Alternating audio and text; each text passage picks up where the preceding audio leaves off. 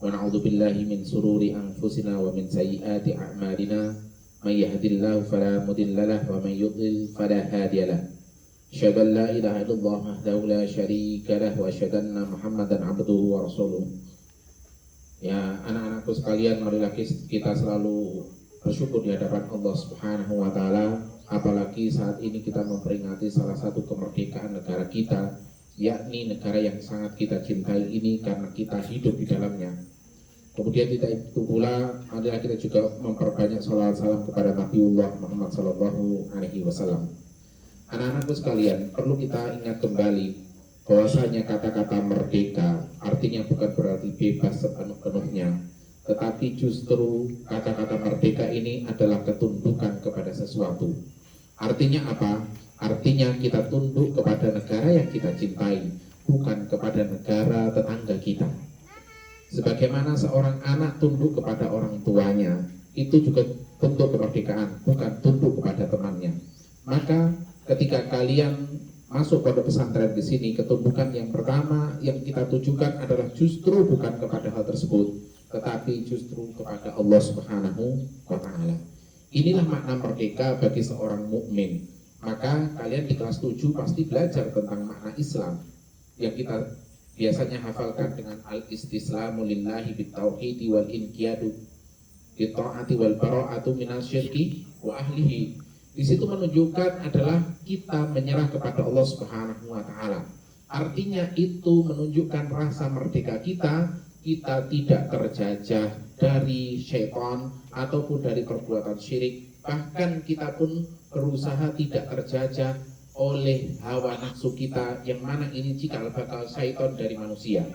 Maka Allah Subhanahu wa taala tidaklah menciptakan syaitan, akan tetapi syaitan itu adalah pilihan dari makhluknya tersebut. Sebagaimana Allah juga menegaskan kepada kita, yang mengganggu dan mengusik hati manusia itu tidak lain dari golongan jin dan manusia.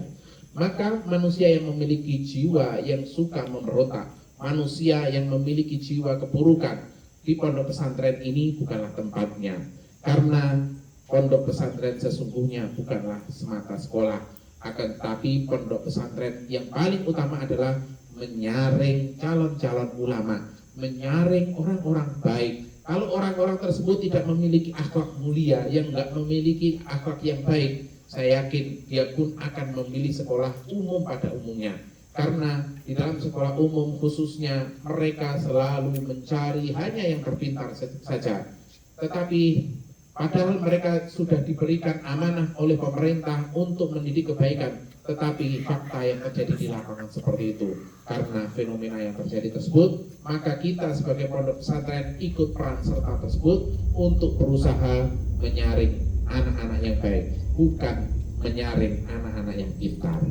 Anak yang pintar ini menjadi seorang ulama, sedangkan anak-anak yang baik mungkin tidak menjadi seorang ulama, tetapi dia menjadi pendukung ulama tersebut. Maka mari kita kumandangkan kemerdekaan kita ini dengan cara bersungguh-sungguh memurnikan ibadah kita kepada Allah, kemudian bersungguh-sungguh menuntut ilmu, kemudian mengembangkan ilmu yang kita miliki, sehingga baik itu ilmu agama menjadikan kemanfaatan kepada orang banyak, baik itu ilmu umum juga menjadikan kemanfaatan kepada orang yang banyak, bukan justru menjadi kemakorotan.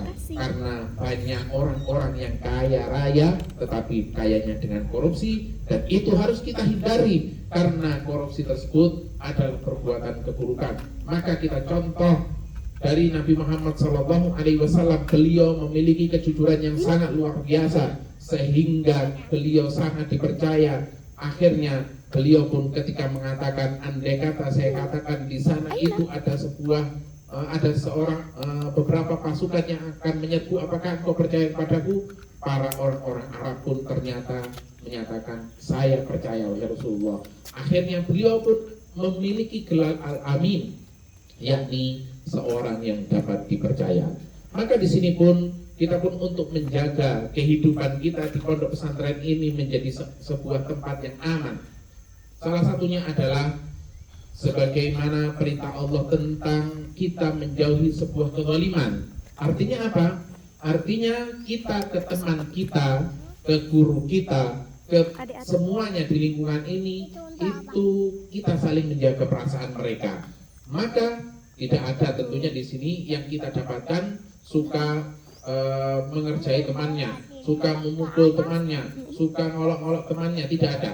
Kalaupun ada, maka harus segera diperbaiki. Kalau nggak bisa diperbaiki, beberapa kali peringatkan, ya dia harus nyari pilihan lain. Artinya apa? Saya tidak mau menerima seorang yang tidak mau diperbaiki. Karena kita di sini berusaha melakukan perbaikan. Oke, mungkin kita sebelumnya salah. Oke, mungkin sebelumnya kita itu kurang benar atau bahkan sampai terjerumus kepada kesalahan. Akan tetapi selama kita mau berubah, insya Allah Allah Maha Pengampun, maka kita pun juga berusaha mengampuni, sehingga kita harapkan kita semuanya di dalam kemerdekaan membebaskan diri dari keegoisan diri, membebaskan diri dari hawa nafsu, membebaskan diri dari rasa kemalasan yang selalu saja merenggut setiap penuntut ilmu. Maka banyak-banyak istighfar kepada Allah dan minta bantuan kepada Allah Subhanahu wa Ta'ala. Mungkin saya cukupkan begitu saja, karena tentunya kita semuanya akan lebih mendalami hal tersebut di dalam kehidupan sehari-hari. Oleh karena itu, di dalam pondok pesantren kita 24 jam berusaha mengubah karakter yang biasa kita miliki sebelumnya menjadi jauh lebih baik. Jazakumullah khairan wa sallallahu ala nabiyina Muhammad wa ala alihi wa sahbihi ajma'in. Assalamualaikum warahmatullahi wabarakatuh.